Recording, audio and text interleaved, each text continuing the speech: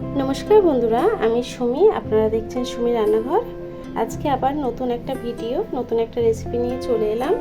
Soybean তো অনেকেই অনেক রকমভাবে রান্না করে। আজকে আমি যেভাবে সয়াবিনটা রান্না করলাম, এইভাবে একবার হলেও ট্রাই করবেন বাড়িতে।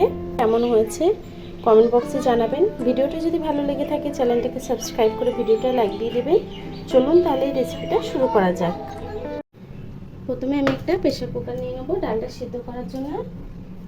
আমি 100 গ্রাম ছোলার ডাল ধুয়ে নিয়েছি সুন্দর করে। ডালটা দিয়ে দেবো, জল, দিয়ে দেবো 4টে কাঁচা লঙ্কা, দেবো 1 চামচ নুন। ডালটাকে 3টে সিটি মেরে নেব।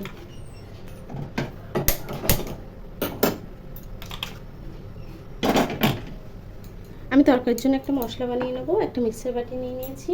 দিয়ে দেবো কিছুটা পেঁয়াজ, দিয়ে দেবো কিছুটা রসুন, দিয়ে দেবো কিছুটা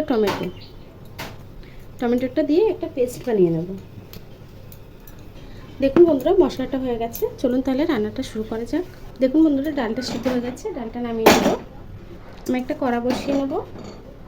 দিয়ে দেবো কিছুটা জল। আমি 200 গ্রাম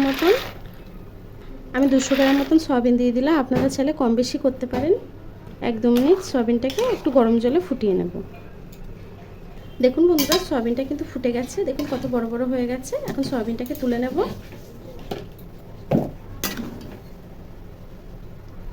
আমি এই কড়াইটাকে আবার বসিয়ে নিয়েছি। কড়াইটা গরম হয়ে গেছে, তেল দিয়ে দেব। দেখুন বন্ধুরা, তেলটা গরম হয়ে গেছে। আমি কিছুটা আলু কেটে রেখেছিলাম, আলুটাকে ভেজে নেব।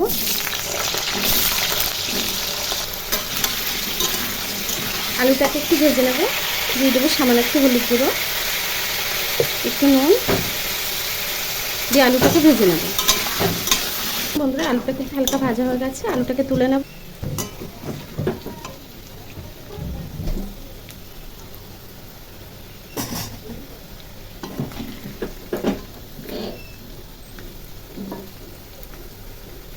এই তেলের মধ্যেই আমি সয়াবিনটাকে ভেজে নেব। সয়াবিনটাকে একটু ভেজে নেব। দিয়ে দেবো সামান্য একটু হলুদ গুঁড়ো, একটু নুন দিয়ে সয়াবিনটাকে একটু ভেজে নেব। দেখুন বন্ধুরা, সয়াবিনটা ভাজা হয়ে গেছে। সয়াবিনটাকেও তুলে নেব।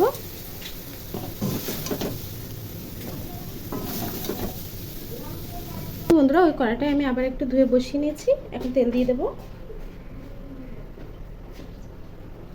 তেলটা গরম হয়ে গেছে। দিয়ে দেবো একটা তেজপাতা ছিঁড়ে, দিয়ে দেবো দারচিনি, লবঙ্গ, এলাচ, দিয়ে দেবো সেই মশলাটা।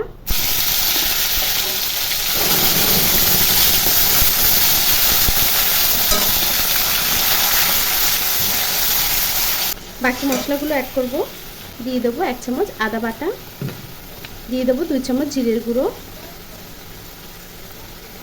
দিয়ে দেবো একটু ঝাল লঙ্কার গুঁড়ো, 1 চামচ হলুদ গুঁড়ো, দিয়ে দেবো স্বাদ মতো নুন। আগেও আমরা ডাল সিদ্ধতেও নুন দিয়েছি, আলু ভাজায়, সয়াবিন ভাজায় নুন দিয়েছি, সেই অনুযায়ী নুনটা দেবেন। আমি নুনটা দিয়ে দিলাম। দিয়ে মশলাটাকে সুন্দর করে কষিয়ে নেব। মিক্সারের বাটির ভিতরে সামান্য একটু জল দিয়ে সেই জলটা দিয়ে দেবো। মশলাটাকে ভালোভাবে কষিয়ে নেব। দেখুন বন্ধুরা, মশলাটা কিন্তু কষানো হয়ে গেছে। এখন ভেজে রাখা আলুটা দিয়ে দেবো।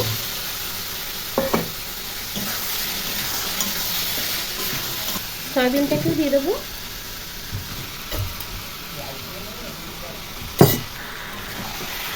সয়াবিন আলুর সাথে সুন্দর করে মশলাটাকে একটু কষিয়ে নেব।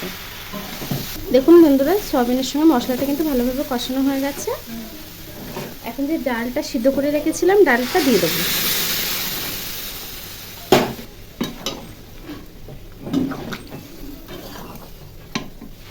আমি সামান্য আরও একটু উষ্ণ গরম জল দিয়ে দেবো।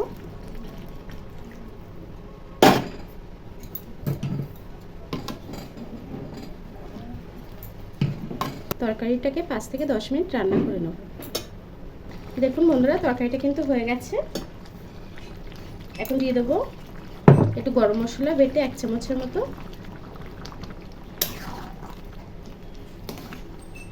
দিয়ে দেবো ওপর থেকে 1 চামচ ঘি।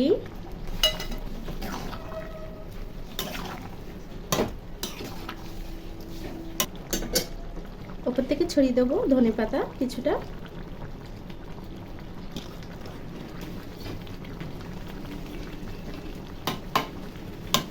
দিয়ে গ্যাসটাকে বন্ধ করে দেবো।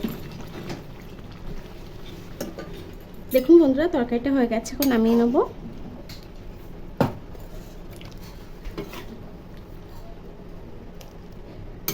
দেখুন বন্ধুরা, আমার সয়াবিনের তরকারিটা কিন্তু হয়ে গেছে।